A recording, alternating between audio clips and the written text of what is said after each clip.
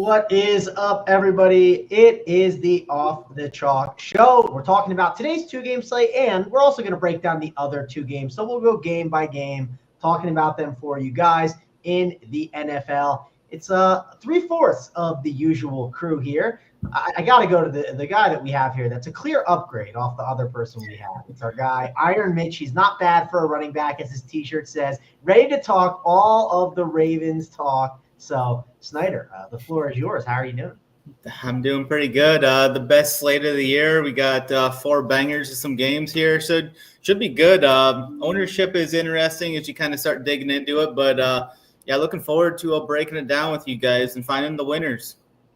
Yeah, it's going to be a fun show. I'm excited. We got the Ravens homer. We got the Chiefs homer. It'll be a good back and forth. Hopefully next week we'll get them. We'll get you guys on a show together with them in a game. That'll be interesting. But let's go to you, DC. How are things going over there?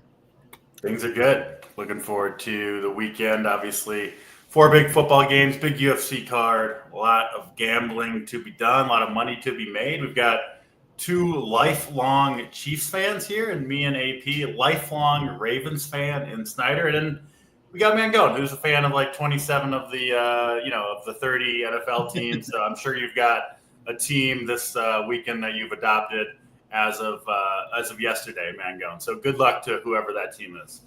I don't have one of those teams. It's unfortunate. My Packers are out, so it is what it is. Even though this is a terrible bit that you have, but you can keep going with it.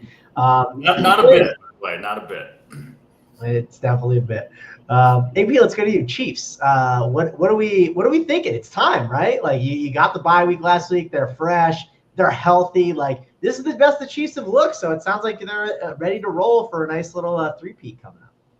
Yeah, I'm excited to break this one down, especially with DC. We are lined up. I think the time off has been good, not only for the Chiefs but for like fantasy formats too. Obviously, a lot of ownership is going to consolidate around the dome game. It should make for some nice leverage opportunities, especially with our Chiefs. So yeah, I'm not only excited for these 4 games. I think.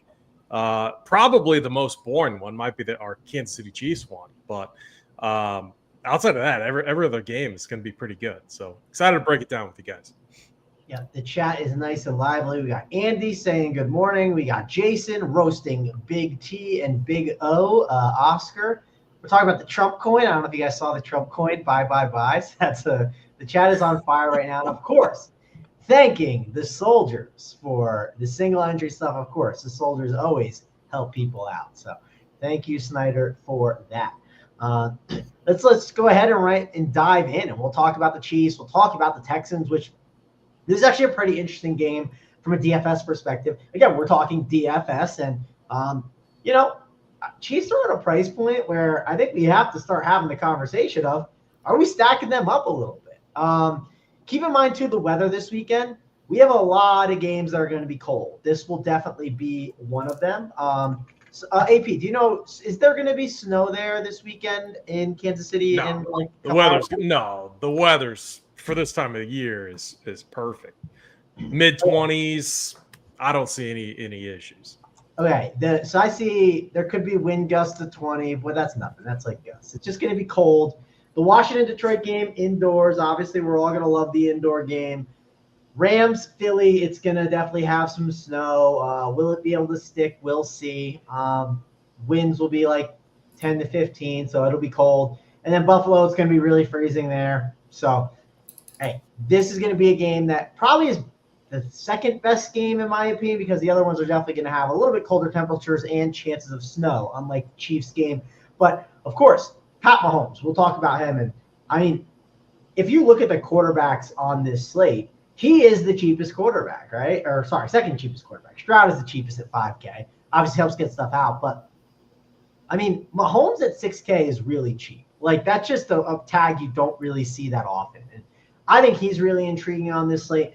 Also, if you look at the pass catchers, I mean, look at the price tags we get on Travis Kelce. He's only $5K, right? And it's playoff time now. So he's obviously intriguing. Xavier Worthy, 5'2", which he's obviously came on a little bit and been pretty good. Hollywood Brown only at the 4.2K price tag. I mean, the prices on the Chiefs are right. Like, they're definitely a good spot you could buy. I've ran stuff through SaberSim. Got the SaberSim sweatshirt on right now, repping.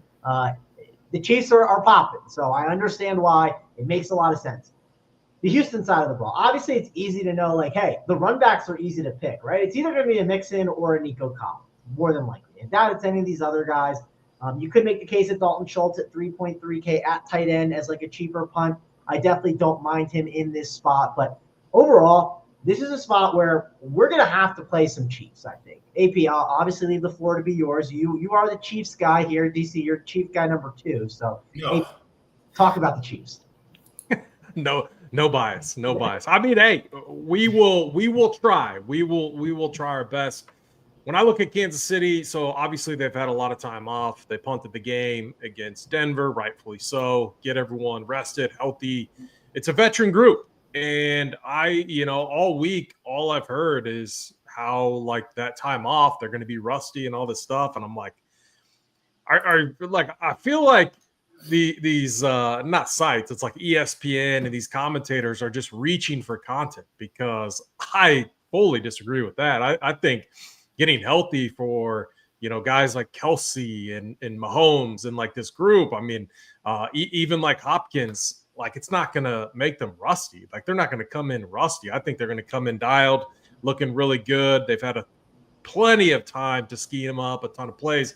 When I like take a step back and I look at Kansas City, they're a boring team throughout the majority of the season, and a lot of boring games, a lot of close games. Okay, a lot of one score type of games. Towards the end of the season, we saw glimpses of what this offense, kind of like the upside of and potential of this offense, and a lot of that has to do, in my opinion, especially the last couple games, is the addition of Hollywood Brown. I mean, he was only playing, I think, 30 and then 40% of snaps in that final game before the Denver game. And he looked really good, and Xavier Worthy, with how they're using him.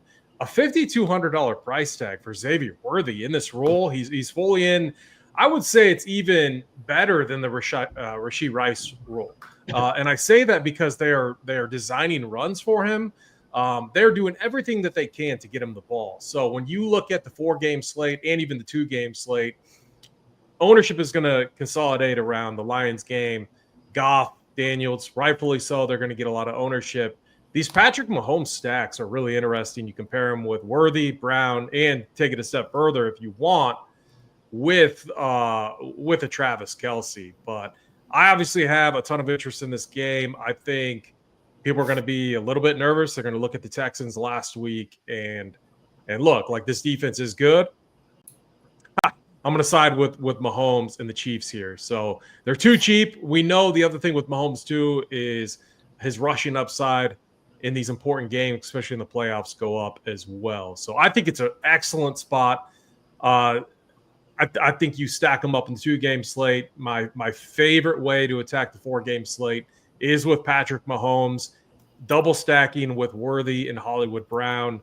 Hollywood Brown, 4,200, way too cheap. When he was in the game, his target share was just absolutely insane. And like my last comment is, they have not been a good rushing team all season long, especially down the stretch.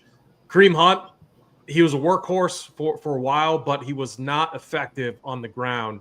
We saw this offense far more effective when they let Mahomes cook. And I think that's what we're going to see right out of the gate in this game today. You're going to see Mahomes march down the field and put points up with ease on this elite Texans defense. So obviously love the Kansas City side of this game. On the 4-game slate, I'll be honest, I'm pretty much fading the Texans outside of Dalton Schultz. I think 3,300 tied in for a full punt. I'm fine with Dalton Schultz.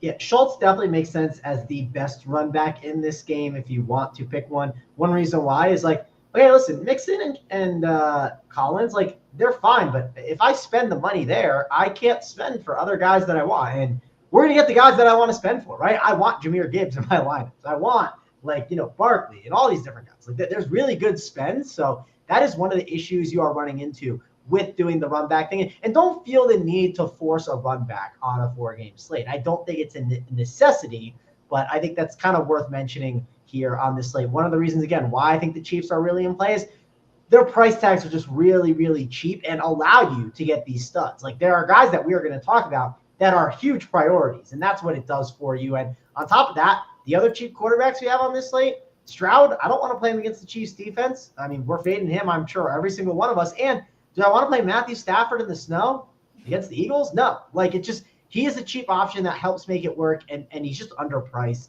And we know he's going to turn it on in the playoffs. DC, I'll go to you. Chiefs fan number 2 can break it down now. Talk about Pat Mahomes and what you're doing with the stacks.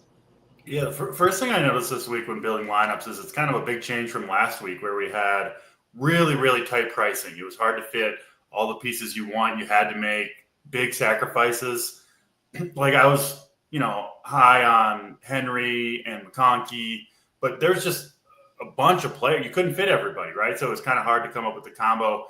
This week is different. It's pretty easy, I think, to get the pieces I want into my lineups. And that is assuming you're on the Chiefs. If you're not on the Chiefs, it does get a little more difficult because these Chiefs pieces that you want are all super cheap. And I echo a lot of what AP said. I just think the public hasn't adjusted to the changing Chiefs offense and how different it's going to be. You can already see it in the numbers. If you go back to what the Chiefs did, what Mahomes did, you can look at EPA per play, yards per pass attempt, whatever advanced metrics you want to look at. It changed for the better when they got Hollywood Brown back. No surprise, right? I mean, they get him in the offseason, planning for him to be a big role. You look at what the Chiefs plan to do, right, with Hollywood Brown, Rashee Rice. Those guys both go down right away. They've got to make some adjustments. They struggle for a while. They trade for Hopkins. But now, I mean, these guys have had a month off. So the snap concerns for Hollywood Brown, I'm not saying he's going to be out there 100% of the time, but he should be essentially a full go, right? Sure, maybe he'll come off for rest, running deep routes, but there should not be any limitation whatsoever on Hollywood Brown. Lycan, loyal watcher of the show here, mentioned it in the chat. They also had to keep Hopkins' snaps down since the trade, I believe, to not give the trade partner assets, essentially. So he was playing like 50, 60% of the snaps. I think Hopkins is going to be a full go. He's one that I think people are really, really overlooking on the slate. They figured out how to use Xavier Worthy, right? He was looking for a while. Like, he was not going to come on strong, not going to be a good pick. Fastest guy in the NFL, and it seems like they've unlocked him. You have to imagine they've figured out more ways to unlock a unique weapon like Worthy over essentially a month off that the Chiefs starters have had since they last were a full go in week 17. Finally, you throw in Travis Kelce, who, he clearly had lost a step during the regular season. There's no question about it. Getting older in the twilight of his career, I think that's all fair. But if you look at his regular season numbers versus the playoffs, every year he steps it up in the playoffs. And a lot of that is he oftentimes gets some rest. I bet there wasn't a player in the league who needed these 3 weeks off that the Chiefs have had more than Travis Kelce. Like, I think he came into the season out of shape, right? Spent all off season after the Super Bowl partying with Taylor Swift, whatever he's doing. And I think he's good to go here now. So I'm looking at Mahomes, who, by the way, is still the best quarterback in the league. You get him at a discount. It looks like a decent ownership discount. All his weapons are cheap. I'm not worried about the matchup. I'm not worried about the weather. I think Mahomes picks this team apart. I think you want 2, maybe 3 guys with Mahomes, especially on the 2-game Saturday slate, right? I absolutely think you can play 3 Mahomes pass catchers with Mahomes. I think he's going to have his way here. The only thing I'm worried about is the Texans' ability to answer and put up points on the other side. We have seen the Chiefs. It's been a frustrating thing at times rostering Mahomes over the years when they take their foot off the gas in the second half of games if they're pulling away from it. So that could happen, but I think the Chiefs move the ball with ease, at least while this game is competitive. Hopefully Mahomes gets his 3+ touchdowns before it perhaps gets out of hand late. And absolutely love this Chiefs passing game. I'm off of the Chiefs running game entirely. I'm not playing. I think it's going to be a close split.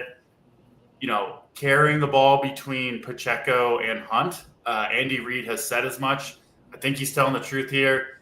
And then they've got Pirine, who's the passing down back. So it is going to be a three-headed backfield, I believe, for the Chiefs. No interest in any of those guys, especially with some of the awesome running backs we've got to choose from, especially, of course, on the 4-game slate. I mean, Gibbs, the return of Montgomery. You've got Eckler in a pass-catching row, Saquon Barkley, Derrick Henry, James Cook, right? All these good options. For me, the Chiefs running backs are – I'm just full fading them. I'm not playing them on any slates. I won't play them much on Showdown. It's the Chiefs passing attack that you want.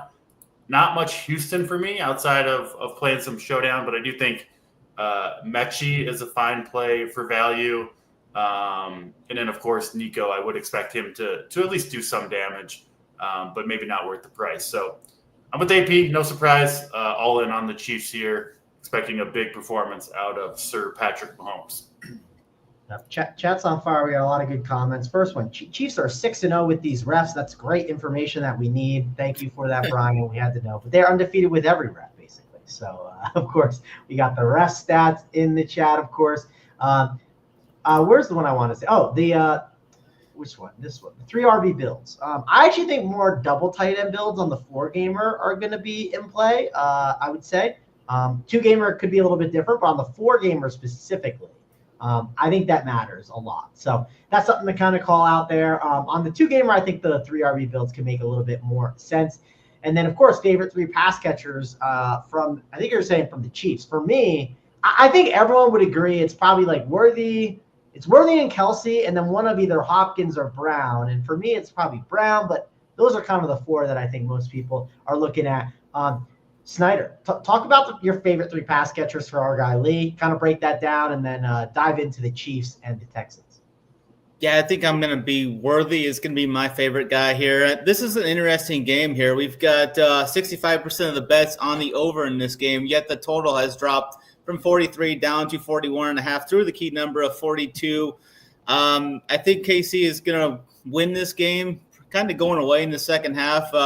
KC's defense has allowed 19.2 points, 4th fewest in the league, and they get back Jalen Watson this week, who is a big DB, one of the better DBs to start the year, 6'2", great matchup for Nico Collins. I think he shuts him down relatively easy, and Mahomes is completing 87% of his passes within 5 air yards this year, which is going to play into the hands of the Texans, I think, quite a bit here. The Texans played a lot of man in the first game. They got crushed there. I think they play a little more zone this game, which is going to feed right into the hands of the Chiefs, and right in that slot where the Texans have been the weakest guarding the slot. That should feed right into Worthy, and then Kelsey right there as well.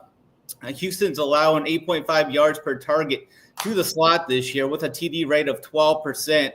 And I think we see Pacheco have more of a role in the second half here. I think KC's going to get up here. They're going to bleed the clock in the second half like they have all year. The second half unders for the Chiefs have just been an absolute printer this year. They get up, they bleed the clock, they get in and out, they get their win. And Houston's 29th in defending power runs this year. So I think KC leans on that rushing attack in the second half and just kind of bleeds the clock here. I like the second half under. I like the under in this game as well. And if you're going to play a Houston guy, I think you got to go with Schultz there. KC's given up a league high 1,100 yards to the tight ends this year. It's going to be they seized Schultz earlier this year. They gave up 8 targets, 5 catches for 45 yards, and a touchdown to Schultz there. And now Tank Dell's out. He was their leading receiver in that game. So I think KC just rolls here. I don't think they have anything to really prove here by blowing a team out. I look for like Kansas City to win this game like 24-3 or something like that. Get in, get out, get the win. But I think Worthy is a great play. I think we're going to see a lot of these Chiefs guys come in higher owned than people think. I've just seen around the industry, the Chiefs have been kind of everybody's sneaky plays. So I think we see Mahomes come in 3rd highest owned, maybe even 2nd highest under Jaden Daniels. But I think the KC steam is getting pushed up today. I think KC is going to win this game relatively easy, like 24-3, like I said, but really high on Worthy. I could see Hollywood Brown doing relatively what he was doing the last couple of games. I could see him ending with 7 to 9 fantasy points in this game, have like 5 for 49 or 5 for 50 or something like that. just kind of get him more incorporated, as next week is going to be the major test for these Chiefs. So I don't think they want to show too much and go too far all out in this game. The Texans did good, but CJ on the road in these bigger games as a big underdog like this has really struggled this year. Yeah, I do think it's a tough spot for Stroud. And if it's a tough spot for Stroud, the Kansas City defense will definitely be in play. So don't be afraid to play the KC defense as well. They're going to be, I think, one of the better defensive options to try on this slate. AP, did you have a take on like your favorite 3 pass catchers on the Chiefs today? Yeah, the mention that DC had with DeAndre Hopkins, I was wondering about that. It seemed like he was on a snap count. I guess I wasn't. What, like DC? What was it? It was due to a trade clause. Yeah, a trade clause. They would have to give up more assets, I believe, to the Texans. Gotcha. If Hopkins went over, I believe, a certain snap count. So he should be. They were clearly limiting him from that, and that obviously not going to be in play here in the playoffs. So should be. I think it was like a 3rd-round draft pick versus like a 5th-round draft pick or something like that. Yeah. I definitely agree with a lot of what Snyder said about maybe this game being more boring in the second half. But I just think like Kansas City now with this team and how they look and what we saw towards the end of the season, they are very efficient, just letting Mahomes cook. And I think that's what we're going to see, at least in the first half, probably through 3 quarters. And it's cheap. So my favorites, Hollywood Brown, definitely number 1, followed by Worthy. I mean, Kelsey in postseason play, hard to argue against that. And then Hopkins. I mean, it's like, I would say, 3 max? I think you can get away with 3 of these guys. 4, I mean, there's very few homers bigger than me, and I'm not running Mahomes plus 4 on a 4-game slate. Yeah, we've got a 2-game slate. Yeah, you can get away with it, but what? We've got a total of 14 points higher too in the next game as well. Yeah, but I mean, 25 implied team total from Kansas City, so Vegas thinks they're going to score some points. What'd you say, Snyder? 24-3? That would be an interesting. I think it'd be like 24-3. Yeah, I'm gonna hammer the second half under if they're up by 14 points in the first. All right, hammer the second half under according to Snyder. Just be ready for the live bets. So another reason to get in the bets chat. Also, do you guys have a take on who Stingley would be covering? Like, it's not a lot of guys in the league that are just like lockdowns, but he is, right? Like, he is definitely someone I don't want to attack right now. Do you guys have any idea of who he could be on, DC? Any thoughts? Hopkins, right? On who? Hopkins? Yeah.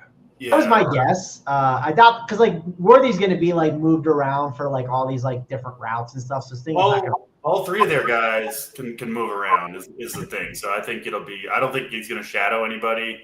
I mean, Hopkins will play some in the slot as well. So I'm not too worried about that. I think it's pretty hard to project who he'll be on most of the time.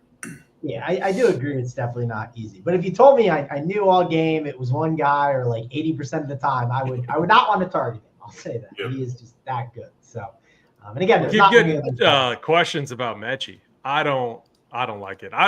If you're punting at receiver, I mean, I would rather target I would rather target the next game. Correct. Miami Brown or Zacchaeus. Yeah, I agree 1,000%. I said it last week, the whole Deontay Johnson thing and the Mechie. I didn't want to mess with those guys. I like the Schultz call is a good one. I think he's a strong play there at 3,300. Yeah. And another reason why it's a great call with Schultz is, dude, tight end. So we've played 12-game slates, and we've been like, oh, the best tight end got 12 DK points, and as long as Jonnu Smith wasn't on the slate, right? Like, and Jonnu Smith's not on this slate either. Like, I just would rather punt it. And there's a lot of cheap receivers that we can kind of get to, and we'll get to it in this next game. It's a good segue. Of course, the Washington side of the ball, you got Zacchaeus as a cheap option. We saw Diami Brown kind of pop off last game. I wouldn't be shocked if Jamison Crowder randomly popped off, but I'm sure it's going to be Zacchaeus or Diami Brown. Those are the 2 guys you could look at. Brian Robinson Jr.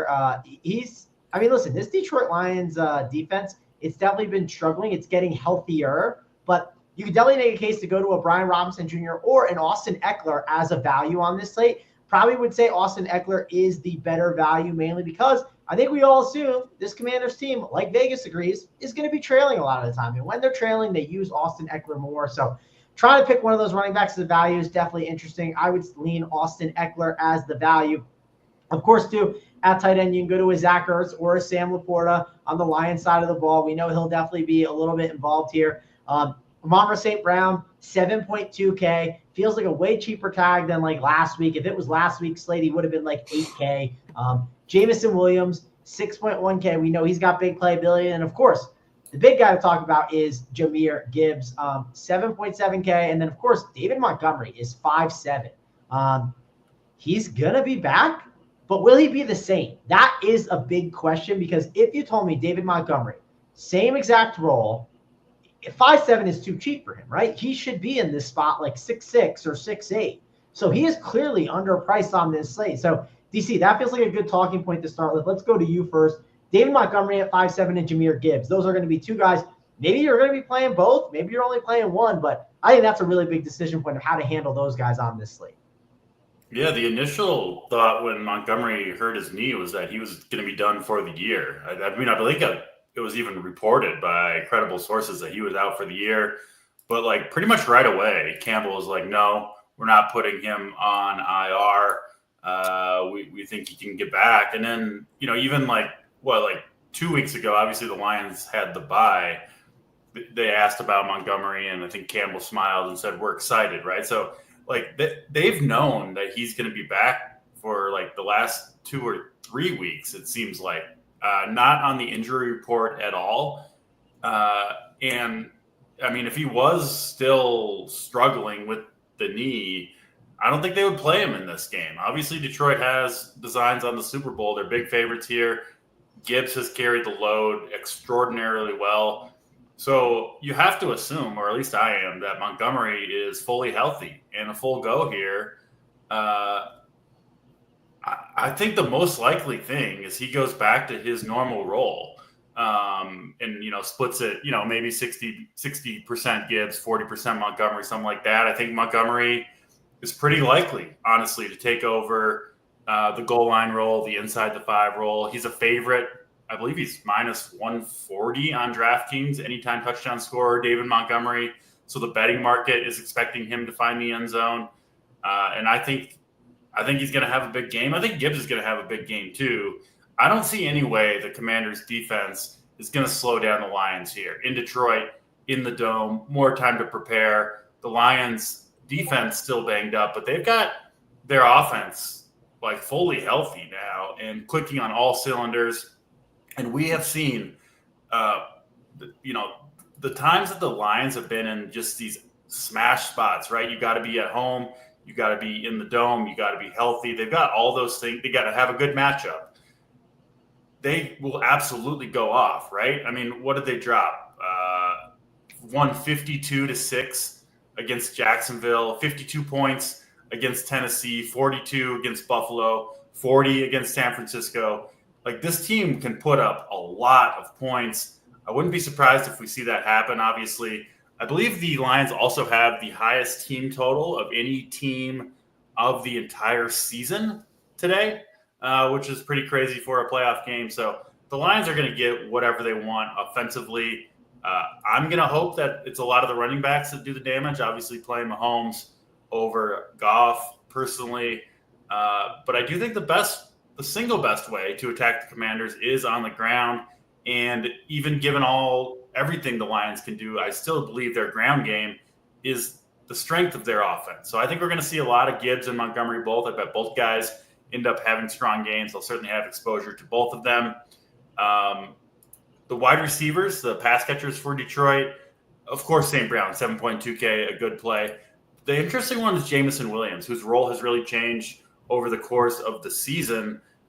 He was kind of like a deep shot merchant, right? A field stretcher, sometimes, a cardio guy, right? Running wind sprints out there for the first portion of his career. But that has changed in the second half of the year, especially these last 4 or 5 games where his ADOT has come way down. They're getting him design touches and kind of raising his floor, getting him on end arounds, that sort of thing. But the deep shots are still there. He's still their home run hitter. So now he's kind of got both things. I think Williams, really, really strong play at 6.1K. I almost prefer him to St. Brown. I do think he's got the higher upside at least. I know their prices are close, but I do think that's going to lean or have people leaning going to St. Brown. Laporta has seen his role grow. It did grow quite a bit when Montgomery went down.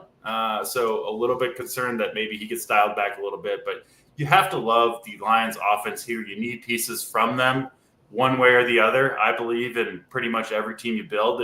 There's no way that all these Lions are going to bust. I just don't think that's even really possible. So yeah, you do want exposure to the Lions. I'm going to do it mostly through the running backs myself. And then the other side of this game is where I think I'm going to be getting different from the field. I think Jaden Daniels and this Washington offense are in for a rude awakening here, going on the road. Rookie quarterback. I know he did it against the Bucs. I know he's had all these tremendous comebacks all season long. I think the buck stops here in Detroit. A defense that's getting a little bit healthier. Obviously had the bye, and I think Daniels is going to have to do it all. I don't think they're going to be able to go to the running game here. They haven't all year long. I think Detroit potentially tees off here when you get to the second half, and Washington's got to throw the ball every play. So one way to play this slate, either the 2-gamer or the 4-gamer, which I'll be doing myself, is the Chiefs passing game. And then you can play it through the Lions running game, right? You can play Montgomery and Gibbs on the same team with the Lions defense, who I think have some nice correlation, those three together. So that'll be my approach on a lot of my teams. And then I'm mostly fading I keep wanting to call them the Redskins, but the Commanders. I do think Eckler is a fine play. I don't mind, De'Ami Brown, McLaurin. I think all those guys you can sprinkle. But I think the Lions run away from this game. Wouldn't be surprised to see them win this game by 20-plus points. I'll put that on the record.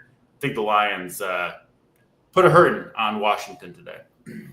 Yeah, also keep in mind, this Commanders team is willing to go for it on 4th down a ton. And because they're willing to go for it on 4th down a ton, they might go for it in spots where it's like, okay, like they could screw themselves over big time, and then they do. And then, like, the Lions score, and it's just – this is a good point, too, from Lee. Like, Daniels, if you look into it, he's living on surviving on 3rd, 4th down efficiency on 4th quarter, right? If you look at his numbers, it's crazy. He jumps in the 4th quarter. Can he keep doing that? I mean, he's got the skill set to do it, right? Like the kind of the all-purpose.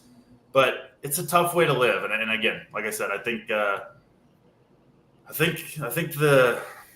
Washington's magic runs out today in Detroit.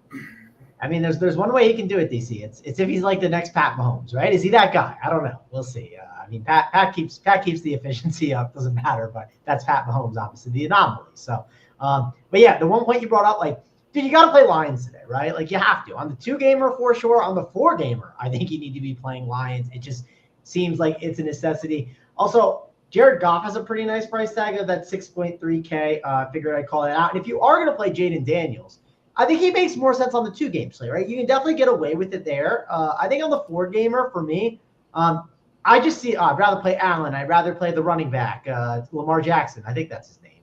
So, yeah, Jaden Daniels is definitely a guy that I think he makes more sense on the 2-gamer than the 4-gamer if you're playing that slate. But, AP, I'll go to you next to talk about this Lions team. Clearly, we want to play Lions, and you talked about playing some cheap receivers in this game. So talk about those cheap receivers and the rest of the options that we want to go to. Yeah, and what I was saying about cheap receivers is if you're punting at receiver or playing a value, I would rather target this game. Projected better scoring environment. I echo a lot of what DC said. Agree with them quite a bit on this game. So, massive total here. We also had a massive total in that final game, Lions-Vikings, and that thing fell way, way under. Obviously, the Vikings were terrible. I shouldn't say my Vikings, but God, they're absolutely horrendous. They were last week too. So I don't know how much we can take from that game. I will say the Commanders game last week against the Bucs was the other game that was supposed to be kind of the nuke of the slate, go off, a lot of offensive firepower. I was impressed with how the Commanders controlled the clock in that game. They really limited Baker and his attempts. He only threw the ball like I think 18 times. He was highly efficient, 15 to 18, 185, 2 touchdowns. Bucky was pretty efficient on the ground as well, but the Commanders like bled the clock. If you go back, rewatch that game, I mean, the first quarter was brutal, like 0-3. So I'm not trying to say that they're going to be able to do that. Like I see like very few scenarios where they slow down the Lions. So it's going to be up to them to keep pace. But this Lions defense, man, they looked so good in that final game. I don't know if it was just more so the Vikings were like that bad or that this defense is much improved. So what I'm getting at is if you're the Commanders, you want to try to slow this game down if you can. I don't think they want to get in a shootout with the Lions. At least I wouldn't want to. And so you got to think that they're going to try to deploy some like slow, long drives. I don't know if they're going to have success with that, but it does lead me to liking the under in this game. I also like the Detroit side of this game. Jaden Daniels is going to be one of the highest owned quarterbacks, or the highest owned quarterback on the slate. I like the call with Austin Eckler. I think he's going to be more heavily involved. On the slate, talking the 4-gamer, there are paths to get all three elite running backs into your lineups, and I'm having a very difficult time getting off that path. It's Gibbs, Saquon Barkley, and Derrick Henry.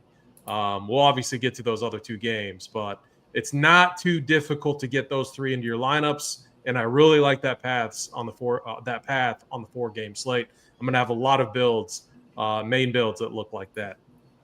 So that leads me to being under on a guy like Austin Eckler, even though the environment potentially is good. So if you're going the shootout route, which I think is fine, you got to go Jaden Daniels. I don't mind getting Austin Eckler in there and then Terry McLaurin. The more I think about it, the more I start to agree with DC in that I think the Lions could just clamp down, do a good job at limiting Daniels. And we look back in hindsight and we're like, oh yeah, like we should have, been under on this game, over on the Lions defense, paired with the combo of the running backs here.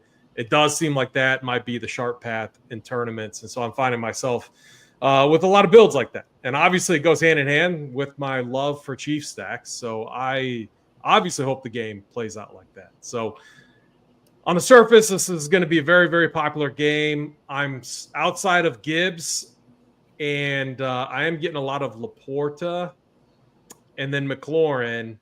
I'm kind of under on some of the other pieces in this game. Maybe Mitch can convince me otherwise. All right, Snyder. Clearly a game where I think points will be scored. You might be on the over. Maybe you'll surprise and you're on the under. But what's your thoughts here on Lions and Commanders? Yeah, I think there should be a lot of points scored in this game. We've got 8 touchdowns implied total in this game. The Lions have allowed the 4th most rushing yards to QBs this year, which should kind of lean on to Jaden and his legs here. B-Rob has been a non-factor and should see lesser snaps in this game too. I think I like the Eckler call there. I think we should see a bump here from him. It works into the game plan that should be implemented here as Detroit gives up the highest amount of yards to running backs out of the backfield. So Eckler should see a good bump there. The Lions have played man at one of the highest rates too, and they've allowed the 2nd most 20-plus yards per completions. I like McLaurin. I think he could catch a couple deeper balls here. I like the McLaurin prop over 24.5 for his longest catch too. And I think it's just going to be McLaurin for me and Eckler on the side here. I'll be off Ertz as Detroit's been one of the best against tight ends this year. So I'll be off Ertz here. There is a slight concern here with Jaden, like DC was saying here, in road playoff games, rookie on the road in this atmosphere. We have seen a dip in his pass efficiency when he faces man. The dip's been right around 15% per pass attempt. It's right around the bottom 10 in the league, too. When his first read hasn't been there, Jaden's had a tendency to hold onto the ball a lot more, and has taken a sack on 13% more of his dropbacks when his first read isn't there.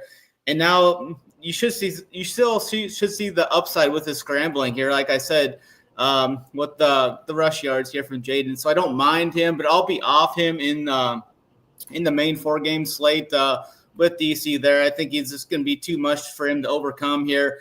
And the fourth down has to kind of regress with these Washington. They've lived off fourth down this year. I think we see that regress here. And then when you look over at the Detroit side here, I think we see Goff kind of come in a little lower owned than Mahomes even. He's been the best QB in the league here when he's not blitzed or he has a clean pocket here. When he gets blitzed and sees pressure, he's kind of been mid-pack here, but I think they should be able to hold up here. Washington plays man at the sixth highest rate since week 12, and that's even bumped up a little bit over the last couple of weeks.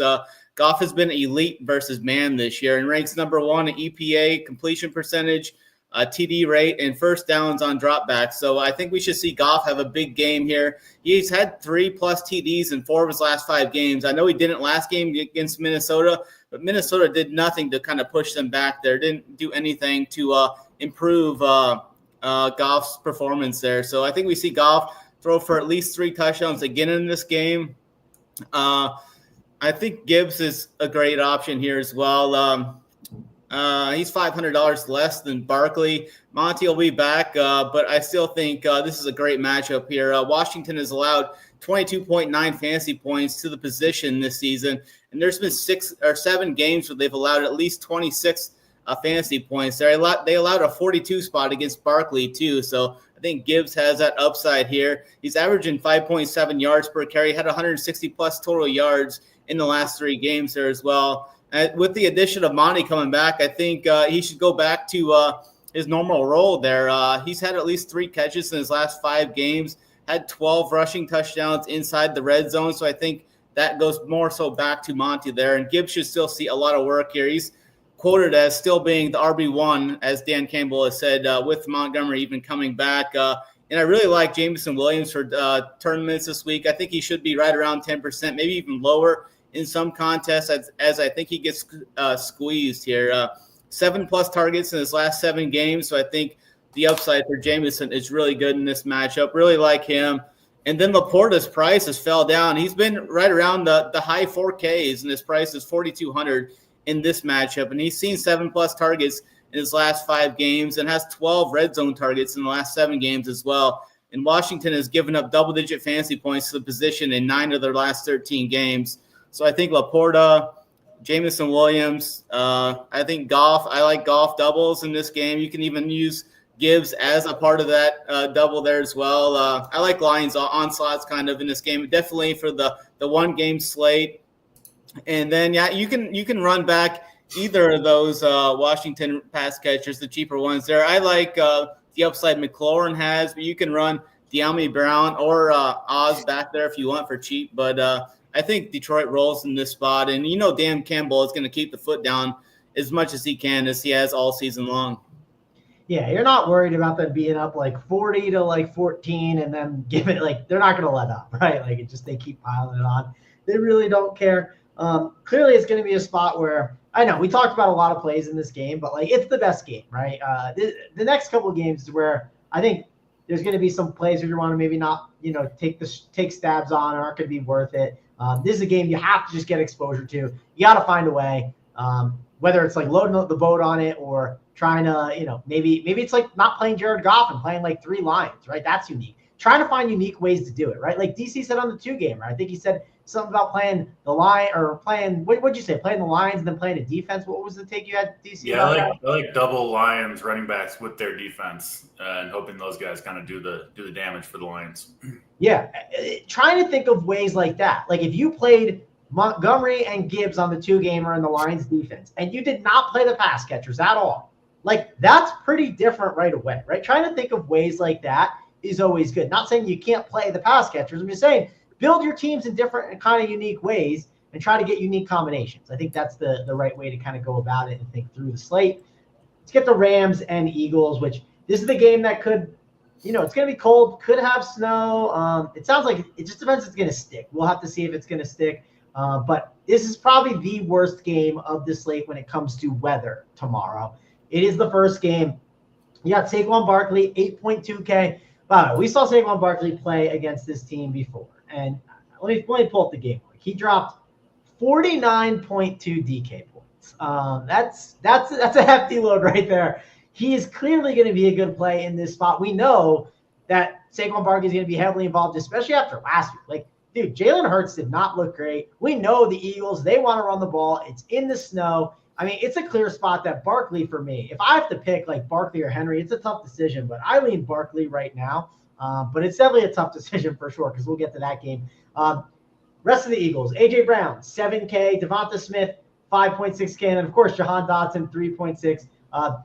Yeah, if you play Jalen Hurts, obviously you're going to want to play one of these pass catchers with them. You don't have to. You could easily play him naked if you wanted to. Maybe he's the guy that just gets like 3, tush-push touchdowns. That's certainly a route that you could go. And then, of course, we have Dallas Goedert at 3.9K, who I think Dallas Goedert is probably my favorite pass catcher of the 3 on the Eagles. But for me, I really want to load up on Saquon Barkley. Barkley seems like the guy that's going to, move this offense. And, I like this Rams team. I really do. I liked them last week. I know we talked about that. I wanna be able to pick them in this game, but I worry it's just the weather's going to be too much of a disaster for Matthew Stafford and this offense. That is my big concern. Kyren Williams, 6.9K. It does feel like a little bit of a cheap price tag. Puka Nacua is 7.4K. Cooper Kupp, 5.4. Obviously, you can make the case in tournaments. He could go off or he's going to get you a 0. That's just what he does. And then, of course, Tyler Higbee, 3.4K, who, man, he looked really good last week. And with them in a trailing script, I could see Tyler Higbee have a little bit of a nice role here in this offense. So, DC, I'll go right back to you to talk about this game. I think it's just the Saquon Barkley show is really where I want to focus on in this game. Seems like you agree, but what's your thoughts here? Yeah, I do agree. This game pretty simple for me. Saquon Barkley, I mean, it's close, I think, between him and Henry, who's the best running back in the league right now, but those two guys in a tier of their own. Gibbs, you can put Gibbs in there too. But yeah, Barkley averaging 30-plus touches per game over his last 3. You can really only expect that to go up, obviously, in the playoffs here, in potentially some elements, cold, snow. They clearly don't want to rely on Jalen Hurts throwing the ball. I mean, understandably so, when you've got Saquon Barkley back there who, he's going to be good to go here. Like, he's just an absolute beast, so talented. He's going to get the rock. And unlike Henry, I do really like Henry too, but there are scripts where Henry, if Baltimore falls behind early, they will take him off the field and go to Justice Hill in that passing attack. It can't happen to Barkley, right? There's no script where Barkley gets scripted out of this game, even if somehow it goes the way that I don't expect it. I don't really think anybody expects the Rams to get out to an early lead. But even if it does, Barkley just becomes, maybe more of a pass catcher instead of pounding the rock on the ground. So Barkley, he seems like a lock to me. He hasn't scored a touchdown in his last 2 games. I think if he had 3 touchdowns in those games, I think he would be higher owned than even he's going to be. And you can actually fit him pretty easily with teams that look good. So I'm in on Barkley here. The Eagles defense has been, especially in the second half of the year, pretty clearly the best defense overall in the entire league. They're at home facing, a Rams team, Matthew Stafford, who has very limited mobility, obviously played a lot of his career in the Dome in Detroit. Then he goes out to LA. He's got some pretty bad splits when he's got to go play in the elements on the road. Cooper Kupp is just a shell of himself at this point. Kyren Williams, not an explosive running back, right? If you look at his long runs, even with all the touches he gets, it's usually 13, 14, 15 yards is his long run on the day. So I don't think the Rams have the explosive running game to create big plays. And so it all comes down to Puka, who I do think will get schemed open. It seems like the Rams, who's ever their main guy, right? Obviously it was Kupp for a number of years. Now it's Puka. I think that's McVay's biggest strength, is kind of scheming that wide receiver 1 open through motion and all that stuff. So I think Puka will get his receptions, but I'm having a really hard time seeing the Rams move the ball consistently on the Eagles defense. Maybe a different story if it was in LA or in a dome, but in Philadelphia, I just don't see it. So to me, Philadelphia defense, Saquon Barkley, and we know the Eagles are perfectly happy to play extremely conservatively, pound the run, and rely on the defense and win a closer game. And I think that's how this game's going to go. So real simple for me, all the Barkley I can get my hands on, a lot of Eagles defense. I'm fine with Goddard, but I'm not playing A.J. Brown. I'm not playing Devonta Smith. I'm not paying for those guys. I'll be lower on Puka and the Rams. Not playing Kyron, not playing Kupp. It's Puka. It's Higbee, who I think is a really strong play on the Rams. Obviously looked good before the injury. It does seem like he's going to have a big role. Should be good to go here. So simple one for me. A lot of Barkley. I'll mix in Puka, Higbee, and then the Eagles defense. I could see them having a big day as well. Eagles and Lions defense, I think, are the two that I want to play most on the slate. Yeah, like the defense calls. I love Higbee. I think I was big on him last week, and I'm going to be on him again. I think he's going to be pretty involved once again in this offense. And I do want to bring up a chat comment. Someone said he's not watched since Big T made fun of me so hard for a take that was spot on. Listen. If you were spot on, why did you not go on the next show in the chat and say, Big T, you donkey? Like, I was right and you were wrong, and make fun of him. He'll take his L. So this is what we do around here. We make fun of each other. We have a good time. I've been making fun of Lamar Jackson being a running back for many years, and now Snyder's wearing a T-shirt that says not bad for a running back, and I can't say anything to it. I mean, it's what we do. We have a lot of fun. It's a good time. So happy to have you back, but don't take too much offense to it. Just have some fun. Watch the games and enjoy life. But AP, we'll go to you next to talk about this game. You want to jam in Saquon Barkley, right? I mean, isn't that an honor to get made fun of and called out publicly by our own Big T? I mean, that can't. Come on, man. That has to be the most insane comment I've read all day. I don't know. Maybe. Then you went on and you haven't watched the show since then. I mean, come on, man. You got to take a few laps after that. And admitting it too. Oh gosh. All right. Well, if you talk about the Rams and the Eagles, and talk about how you're jamming in Saquon Barkley for this league. Yeah, when you look at the potential weather, so just to, I agree with it. Again, I'm agreeing way too much with DC. Hopefully we are on the right path this week. But the Eagles, they play slow, they grind it out. And everything is going to run through Saquon. When you look at the weather, we don't know the extent of what the snow is going to be like. I don't think it's going to be anything or I'm not going to assume that it's going to be like a lake effect thing like sometimes you see up in Buffalo. But if you get a game where there's potential heavy snow, precipitation all throughout the game, why wouldn't they lean? And I'm talking both sides, lean on the running backs. We see that all the time. Last week, the only thing that worked for the Packers was the running game, Josh Jacobs. Now, I do agree, I would like Jacobs over a Kyron, but Kyron under 7K, I can't see too many people playing him. I faded Josh Jacobs last week, and I was kind of kicking myself. I was all in on Saquon. I'm pretty much going to be all in on Saquon again here against the Rams. This is a guy that can fully break a slate up there with Derrick Henry. I feel like we have to, and I feel like just with the other games that we talked about, mainly the Commanders, Lions, I feel like he might be under-owned to the point to where he should be. And so I just want to make sure that I'm flag playing Saquon. I think he's the guy that potentially could break the slate, him and King Henry. So like I said at the start of the show or the game we broke down at first, I'm trying to fit the 3 stud running backs into a lot of my lineups. Running back has been king all season long. It's been in the winter all season long. We have the 3 best running backs or 3 of the best running backs on the slate. I'm trying to fit them into my lineup. So Saquon Barkley, I'm going to have a ton of him against the Rams. And I was heavy on the Philly defense last week. Even wrote them up in the playbook over at Run Pure Sports. I'm going right back to it. I think the Eagles defense is an excellent play. I love the Lions in the last game that DC was on. I think that's an excellent play too. A little double leverage spot against Jaden Daniels.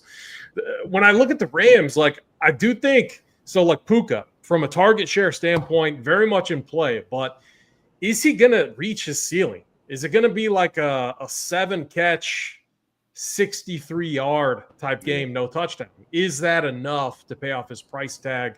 Well, it depends on how the slate all unfolds. I don't think so. I would rather bet on the 3 stud running backs than going Puka. So he's kind of a fade that I'm currently currently on. Kyron, I'm not sure. I'm looking at it just because I think they're going to have to run the ball. It's what I saw. It was like the only thing that worked for the Packers last week.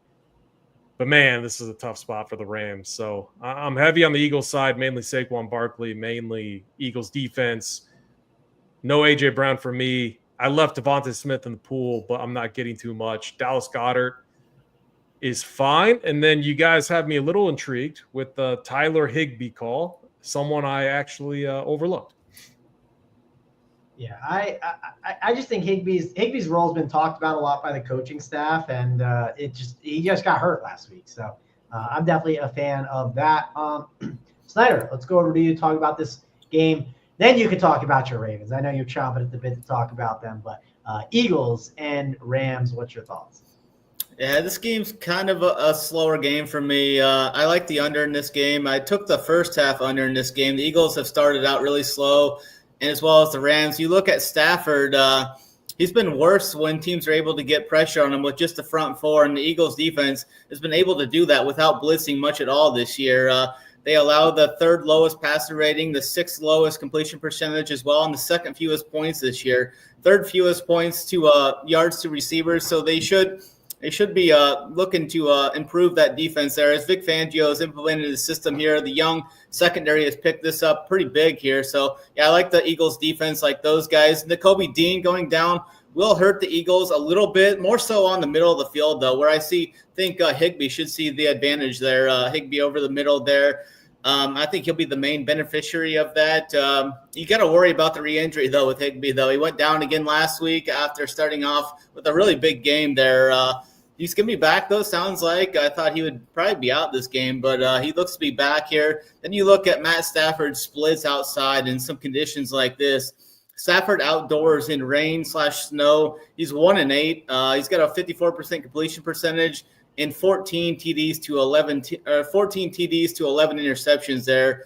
So I think I'm going to be off of the Rams completely in this spot here. I'll be off of Puka as well. I think he's priced too high to put up like 10 to 12 points or whatever he could put up in this game. I don't see him putting up 20-plus points, which is what you'll need, I think, for that price tag with the running backs like you guys have mentioned so far here. And then when you get to the Eagles side, I think, this is just an absolute smash spot here for Barkley. He had 255 on 26 carries and added in 4 for 47 in the passing game the first time they played. And he's reached the 100-yard bonus in 10 of his last 12 games. So look for Barkley to put up at least 20, 25 points with the upside of like 40 in this game. Even the Rams are allowing the 6th most rushing yards per carry this season, which even just benefits Barkley even more in this spot. And some people are talking about the Rams defense kind of improving down the stretch, but I think that a lot of that was schedule aided. And when you look at the last game they played against Minnesota, I mean, Darnold had guys open. When you look at the all 22, he just wasn't able to make the throws and such in that. So I think Philly does well in this game. I like Goddard in this spot as well. I think he's going to go overlooked in this spot. I think this is a really smash spot for him too. When you look at what LA has done versus tight ends, in the last 4 games against the tight end position, they've given up 23.7, 31.7, 37.5, and 14 DK points in those last 4 games. So I think Goddard is an interesting GPP target who's going to go really overlooked as other people are kind of taking the ownership in that position there. And this Rams defense has allowed the 4th most 20-plus yard completions as well. So I think like A.J. Brown and Devonta Smith are interesting. They're interesting for like that $20 milli or something. If you want to throw some darts on them in the milli maker or something, I think they make sense there. Definitely wouldn't make like a main team or a 3 max or anything like that. But I think they're interesting for like the milli maker, get some pieces of them. But I think Philly, like Kansas City, I think Philly gets up here and just kind of bleeds the clock and wins a game, probably 24-3, something like that in that realm of things again. Yep, we got double 24-3 scores on this slate.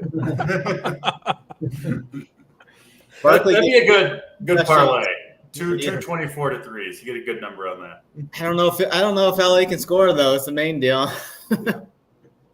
Yeah, the 24-3s was good, but yeah, LA's gonna.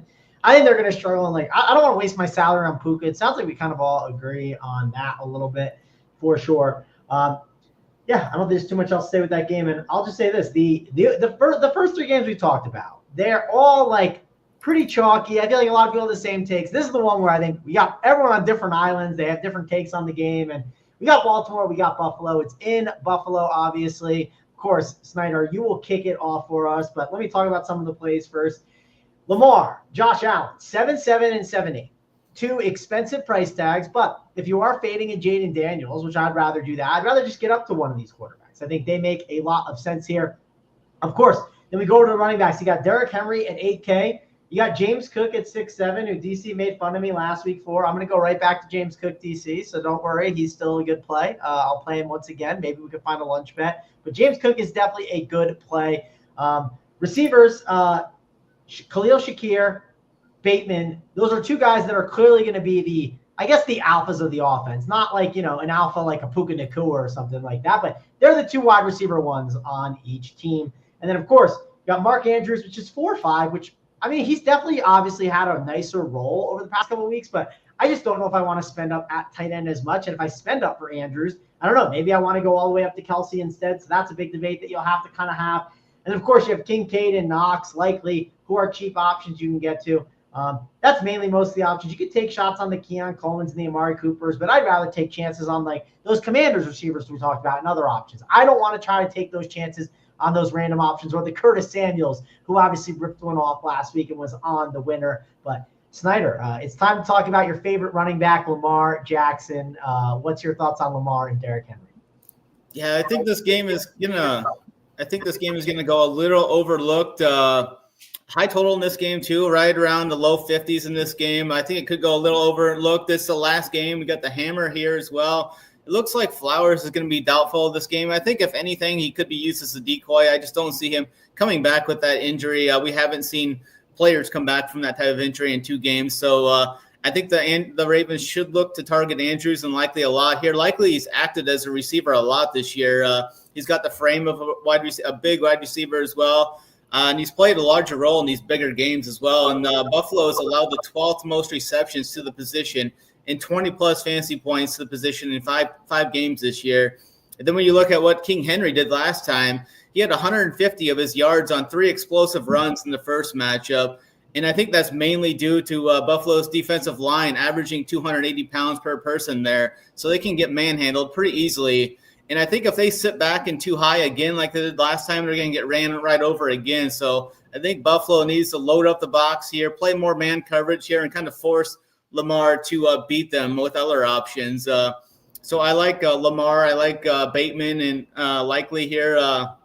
And if Buffalo elects to stay in zone like they did last time, Lamar has the highest QB rating in the league at 121 versus zone. So I think he could just destroy if they sit back in too high and don't stack the box and let them run all over them and have the zone defense to pass on. I think Lamar could have a big game here, and he should be under 10%, I think, on the main slate, which makes him interesting for some tournament builds.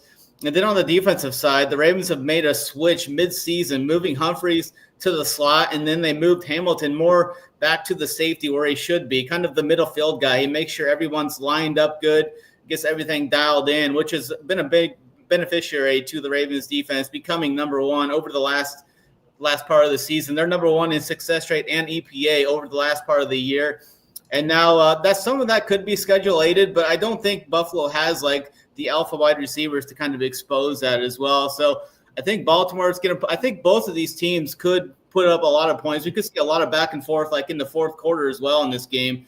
So I think this game goes overlooked a little bit and has a lot of key pieces that could be needed. And then when you get to the Buffalo side, I think they're going to need to throw some curveballs at the Ravens, both on the offensive and defensive sides of the ball here early, and try and build a lead here.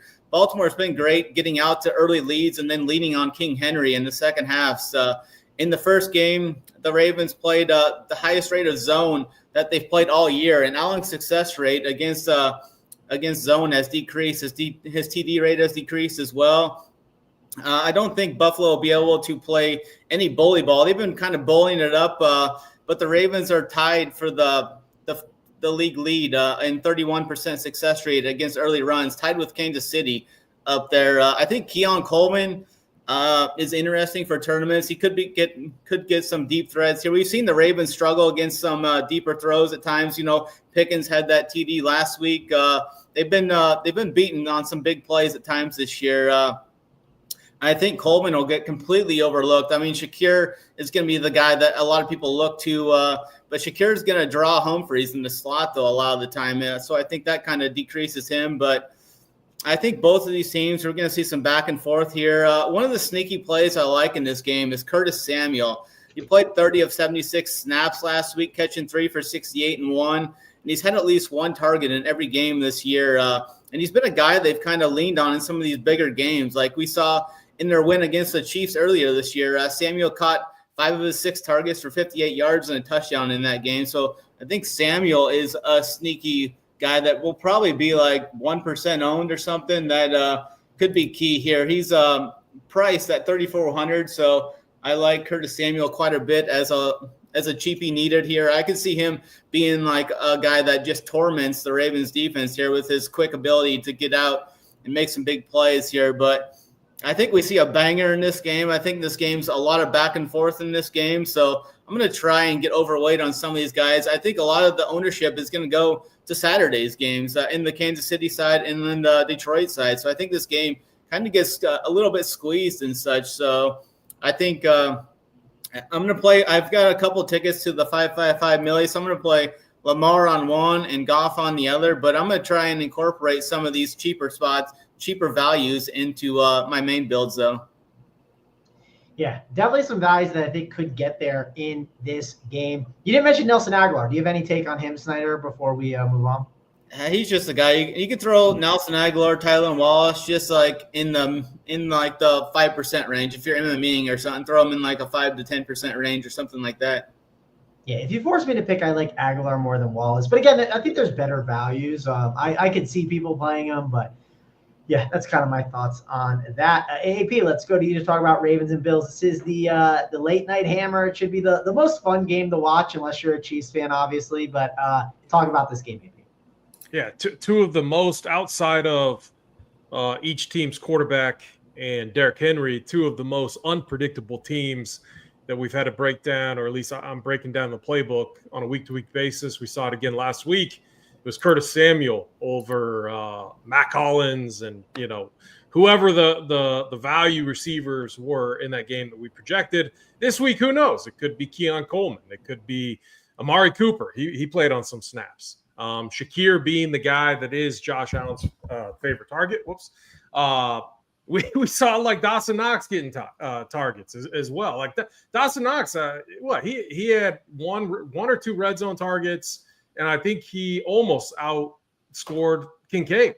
I mean, like, put these guys into a group and set 2 max if you're high on Josh Allen stacks. I do think that Josh Allen stacks, if you're stacking this game up and if you do want to get very contrarian and if you're able to play a lot of lineups, because you're going to need, that 150 max type of format to be able to do this, you can create a bunch of different combinations. Outside of that, it's why I think the Kansas City value receivers are the nuts. Like, we know when Hollywood Brown is out there, the Mahomes is looking his way.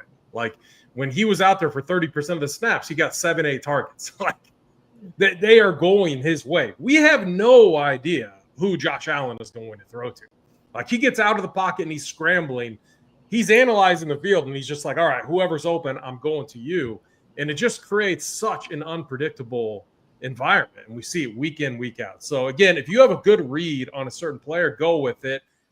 I'm just being transparent and honest. I have no idea who it's going to be on the Bills side. What I do know, though, is this Ravens defense is they do give up some big plays. We saw last week in the second half. They let down. Snyder, this is why I feel so confident against your team. I know we don't have that matchup yet, but I think we're going to get there, or potentially get there, if they can. I wouldn't take much out of that second half, though. They got up big there. Yeah, they let on but they let off on the gas. You can't do that. Like, you just can't do that. They should have stomped them. And honestly, I don't know if they did let up. I think Russ and that offense figured a few things out, but they do give up a lot of big plays. I think we're going to see some big plays, but again, I don't know who it's going to be. Do I want to play Josh Allen naked on this slate? I think you could. I want to have some correlation in there. So the default thing that I was looking at was pairing him with Shakir, because I know that's his favorite target, and it seems to be the most predictable guy. Outside of that, it's a very unpredictable situation. On the Ravens side, very similar outside of Lamar and Derrick Henry. We had 3 separate two-game slates that we were breaking down ever since Christmas. It was Christmas, there was a Saturday slate, and then last week's slate. On all three of them, Lamar and Derrick Henry were optimal. It was kind of wild. I think this slate's going to be a little bit different just because we have so many different what I think are elite quarterbacks in good spots. But again, we know the production's going to be Lamar, Henry. Outside of that, people were projecting, Bateman. If Bateman doesn't have that touchdown last week, what's he getting you? 2 points? 1.7 points? I mean, he did absolutely nothing.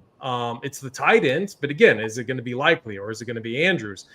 I like Andrews, but he's 4,500. Can I play him over, spending 500 more for Travis Kelce or 300 less for Sam Laporta?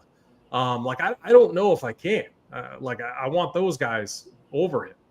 I think Goddard is interesting as well. So from a value standpoint, I like Likely, but then that comes into what am I doing? Am I playing double tight end or am I going 3 running back? I'm prioritizing 3 running backs. So if I play Likely, it means there's an opportunity cost factor that's in play there. And it's, am I sacrificing the upside of some of these other guys like a Kelce, Laporta, et cetera, for the target share that Likely has seen over the past few weeks? So a lot of decisions to be made. I don't know.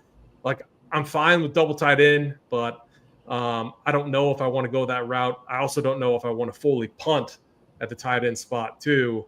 The Higbee call that you guys had, that I did think that was somewhat intriguing. So I got to wrap this up. Like Snyder, I agree with you 100%.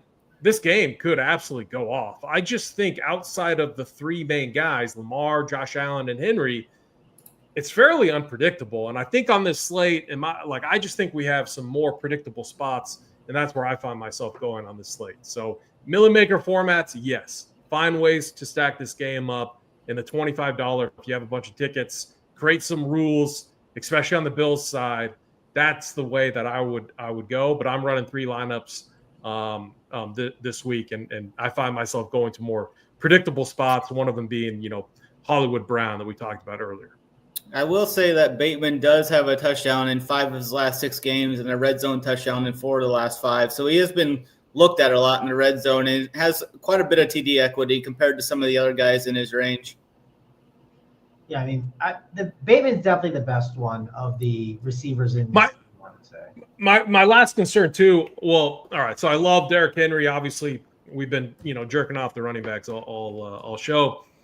If the Ravens get down, and if you see the Bills go up by 2 scores, they've gone away from Henry, and it's Lamar just running around and finding this guy. So that would be maybe the one argument against Derrick Henry, but he's been incredible. If they go away from them, they would be absolutely it would be so stupid. He's been incredible. We saw Todd Monken do that last year versus the Chiefs, so hopefully Todd Monken doesn't have his head up his ass again this time. Yeah. All right, Colton, we did talk about Dalton Schultz. Another thing to call out that we should have said with that is Cade Stover is out. And he was definitely used last week. So it's just Dalton Schultz and Big Irv Smith Jr. A little Irv Smith Jr. revenge game. I'm not playing him, but Dalton Schultz. Yes, we like Dalton Schultz. We talked him up a little bit for sure. Another thing I want to call out with it being, and again, we're talking the 2-gamer, we're talking the 4-gamer, but if you're playing the 4-game slate, I would much rather not have everything right and then play Nelson Aguilar as my late night hammer. I would rather use SaberSim, right? Our partner, use SaberSim, take some stabs at these cheap receivers, and then I can mix and match the good plays when I've already hit on a play, right? Part of the 4-game slate is these games are not all at the same time. So what you could do is you could load up on a Mahomes stack, and if you have your Mahomes stacks and they hit really good, then you can just put some of the good chalk around it, right? You can kind of play the slate throughout the next couple days. It's not like you just NBA or MLB where everything just locks, and then you just kind of like let it go and you don't swap anything, right? Like that's just something that's super important with the 4-game slates that I would need to articulate. DC, talk about this game. And also, I'm sure you're in the same camp of like, this is a 2-day event, right? When you're playing the 4-game slate, and we have the ability to swap. So I would much rather take chances on guys that are volatile plays in the first 2 days rather than the last 2 days, if that makes sense, DC. Yeah, get more information on what you need to do to give yourself a chance. So I like that call. Pay attention to what you have, what other people have, and oftentimes, a lot of DFS players make this mistake. If you have a good team, look at other good teams too. See what you're missing and try to determine what the leaders in the DFS tournaments have, and give yourself a route, a path to getting first. So pay attention to that as the weekend progresses through the games, of course. In terms of this game itself, this is obviously the one that I think could go a number of different ways. It does seem like Buffalo, they seem ill-equipped defensively to stop the Ravens. It's just a really, really hard team to stop generally when you've got Lamar, who is, probably the best running quarterback of all time, and Derrick Henry, who might be maybe not call him the best running back of all time, but he's in that handful of guys. He's just incredible. Look what he's doing recently. He's fully healthy. And Snyder hit on this main point, a point that I think a lot of DFS players are going to miss. When you're Buffalo and you have Josh Allen, for the next decade or whatever, of course you're going to build your defense, rightfully so, to stop the pass, because you're going to be leading most games. Most teams are going to be chasing you. You build your defense to stop the pass. You're not that worried about stopping the run when you figure you're going to be winning most games, which they are. They're going to win, 12, 13 games every year. And so Buffalo's defensive line, right? They're small. Snyder nailed it. They're not built to stop a running game like the Ravens have. And I think Derrick Henry is going to get fed here. It's a matter of time with him, as long as he doesn't get games scripted out of it, right? Look at the last 4 games for Henry. He's absolutely eating. He's got a long history of thriving as the season progresses, as other teams get tired. You have to love Derrick Henry here. I do think he's a little bit riskier than Saquon, but I do think his upside is higher than anybody. I'll get as much Derrick Henry as I can. One aspect of this game I don't think people mentioned, or you guys mentioned yet, both these teams do have a clear passing down back. For the Ravens, it's Justice Hill. If you do see, I think a fun build, if you're on Josh Allen, play Justice Hill on the other side. I think if Allen goes off early, we'll see more Justice Hill in the passing game, chasing the game in the second half. And then Ty Johnson, too. He'll take James Cook's snaps if it is Baltimore that gets off to the early lead. He's cheap. He'll be low owned. Caught the touchdown pass last week. He's a good player. Going to be out there if it is Baltimore that goes up early. So don't completely overlook those 2 running backs, especially if you're playing the 2-game slate tomorrow, playing Showdown. I think both of those guys could be involved. But I actually like pairing them kind of with the other quarterback in this game and hoping that their team falls behind if you're on the Justice Hill or Ty Johnson plays. The Buffalo pass catchers, they've got 5 wide receivers: Shakir, Cooper, Coleman, Hollins, Samuel. All those guys are going to play, I believe, a significant amount of snaps. They've got 2 tight ends, Kincaid and Knox, and they've got 2 running backs that are going to play, Cook and Johnson. That's 9 guys that you have to choose from Buffalo to pair with Josh Allen, who himself is one of the best runners and threats to score in the league. So I'm pretty much off of the Buffalo skill guys outside of some Ty Johnson, actually my favorite guy there. And then, King Henry, the guy that I want most. Fine with Justice Hill on those types of builds. And then I'm fine with Andrews, likely Bateman. I think they're all fine plays. But I think for Buffalo to win this game, it's got to be kind of a Josh Allen hero ball type of scenario. I do think Baltimore is the much better team, 1 through 52, but Josh Allen at home, he's capable of kind of just willing a team to victory by himself. So really looking forward to this game. Not sure, honestly, how it's going to go, but certainly a worthy game to finish off, which should be a fantastic weekend of football. Yeah, I mean that's going to be that's if you can only watch one game this weekend, most people would pick that unless you're a fan of a team. I mean, it's going to be super fun to watch. If you can only watch one game, you got problems. You need to simplify your life and clear some time to watch all 4 of these games. Yes, I agree. And don't forget the national championship game on Monday too. You got to make sure you make some time to watch that as well. But yeah, it's going to be a fun weekend. I'm excited for the games. AP, we are going to do plays of the day. I won't go to you first because I don't want you to give me Devon Bailey by accident. So that's because you made me go last time. I'm ready this time. I wasn't prepared. All right, if you're ready, I'm gonna let you go first. Then, if you're ready to go with your play of the day, I'm ready. Give the people the play. Who is it? Yeah, we're going. We got to go with my Chiefs, and we got to go Travis Kelce. We're back in the playoffs. Kelce, I love Mahomes, obviously, but we got to go Travis Kelce. Just his numbers in the playoffs, absolutely ridiculous. 5K price tag. I'm getting all the Kelce shares that I can. All right, Travis Kelce. It is Snyder. Who do you got? Who is your play of the day? I think I'm going to go with I'm going to go back to the last game we were at there. I think this game's going to resemble a game that the Ravens and Bengals usually play one of those type games. We saw Lamar go for 33 points and 38 points in those 2 games this year. So I'm going to go with Lamar at under 10% in a spot where if Henry doesn't put up 30, Lamar's going to put up 30 in this game, I think. So I like Lamar at under 10% in tournaments. And then we'll be on one of my main teams this week. All right, we just got from Ian Rappaport.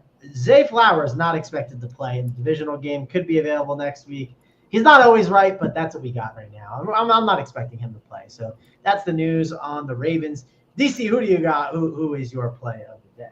I think he'll spread it around a little bit, but I think Patrick Mahomes is the guy you need. Gets the slate off to a strong start, spreading it around. Efficient game from Mahomes. And going to put a little reminder out there. Who's the best quarterback in the NFL? Mr. Mahomes. Putting up a 30 ball for us on DraftKings. All right, Mr. I mean, this was a down year for Kelce, but he put up 20-plus fantasy points in, 4 or 5 games?